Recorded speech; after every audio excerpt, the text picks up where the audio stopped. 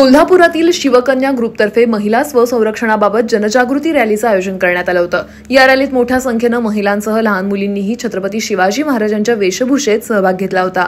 मुलींना स्वसंरक्षणाचे धडे गिरवण्यासाठी इतर क्रीडा प्रकारांबरोबरच मर्दानी खेळ, कराटे असे क्रीडा प्रकार शिकणं गरजेचं आहे असा संदेश यावेळी महिलांनी दिला।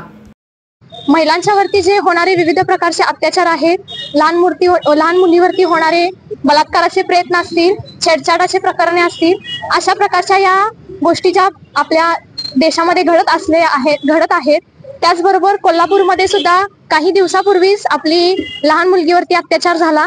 या सर्व गोष्टींचा अभ्यास करता आम्ही आज शिवकन्या तरुणींच्या मार्फत जनजागृती रॅली काढत आहोत आणि या जनजागृती रॅलीमध्ये मर्दानी खेळ असतील, लाठीकाठी असेल, कराटे असेल, या सर्व गोष्टीचं औचित्य साधून लोकांना जागृत करण्याचे आम्ही आवाहन करत आहोत।